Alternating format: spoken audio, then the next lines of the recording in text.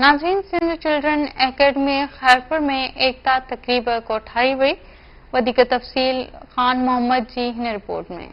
खैरपुर में एकता ईद मल्हाइण जे हवाले सां तैयारियूं तेज़ीअ सां जारी आहिनि। इन सिलसिले में KTN ऐं काविश जे सॾ ते सिंध चिल्ड्रन एकेडमी खैरपुर में सकाफ़ती मेलो ऐं असां सिंधूअ जा वारिस आहियूं जे उनवान हेठि तक़रीब मुनक़िद कई वई, जंहिंमें शागिर्दाननि सिंधी सकाफ़त ते टेबलोज़, रक़्स, तक़रीरूं ऐं गीत ॻाए सिंध खे भेटा पेश कई। इन मौक़े ते शागिर्दाननि, उस्तादनि, सिविल सोसाइटी जे माण्हुनि KTN न्यूज़ सां ॻाल्हाईंदे पंहिंजा वीचार हिन तरह सां वंडिया। काविश जे सॾ ते सिंध चिल्ड्रन एकेडमी खैरपुर हमेशा ही ॿारनि जो मेड़ाको कराईंदी रही आहे ऐं हिन साल बि ही जेका असां मेड़ाको करे रहिया आहियूं उनजो मक़सदु इहो आहे त असां ॿारनि में शऊर ॾियूं, आगाही ॾियूं ऐं पंहिंजी सिंध जी पुराणी तहज़ीब आहे उनखे रोशनास करायूं।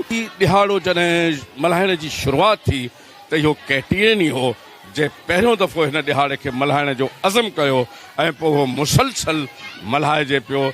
हुननि खे जस हुजे त हुननि जेको आहे हिन सिलसिले खे अॻिते वधायो। हूअं बि जेके सिंध जा इशूज़ आहिनि हर मसइले ते KTN अॻिते रहियो आहे ऐं हाणे बि मौजूदा हालतुनि में जेके पाणीअ जा जेके सिलसिला हली रहिया आहिनि, दरिया केनाल निकिरण जूं ॻाल्हियूं थी रहियूं आहिनि, उन जे बुनियाद ते बि जेको KTN स्टैंड वरितो आहे, जेको अॻिते वधियो आहे, मां हुननि खे सलाम कयां थो त हिननि हमेशह पंहिंजी सकाफ़त जो बचाव कयो आहे ऐं ही ईअं सम्झो त सिंध जा अलमबरदार आहिनि ऐं ही सिंध जो अॻवान चैनल आहे। जीअं त असां हिते एंटिक्स वग़ैरह, रंधिणो ऐं अहिड़े ओताक साइड आहे, उहा असां शो कई आहे। असां उन में सभु पंहिंजे जेका आहिनि सो कल्चर खे असां ज़ाहिर कयूं था पिया। असां सिंध जा वारिस आहियूं, इन उनवान सां जेको रंग ॾिनो वियो आहे, असां पंहिंजी ॿोली, पंहिंजी सकाफ़त ऐं पंहिंजे वसीला जेके बि असांखे अलाह तरफ़ खां कुदरत खां सिंध खे मिलियल आहिनि उन जी असांखे हिफ़ाज़त करणी आहे। नंढे वॾे ऐं पंहिंजे बुज़ुर्गनि सभिनी खे इहा गुज़ारिश कंदुमि त पंहिंजी ॿोली, पंहिंजी धरती,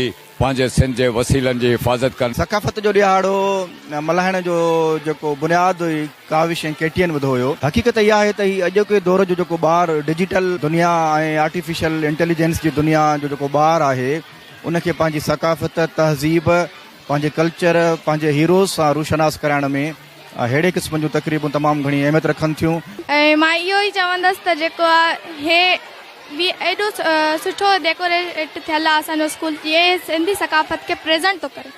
जीअं सिंध वारा। KTN न्यूज़ जिंदाबाद। KTN जा रिहायती शुक्रगुज़ार आहियूं त इन प्रोग्राम जे तबसुल सां ऐं इन असांजी आवाज़ खे पूरी दुनिया ताईं पहुचाए थी। ऐं KTN त जस लहणी, छो त सभ खां पहिरियां जेका सकाफ़त ॾिहाड़े जी जेका शुरूआति रखी हुई उहा KTN रखी हुई।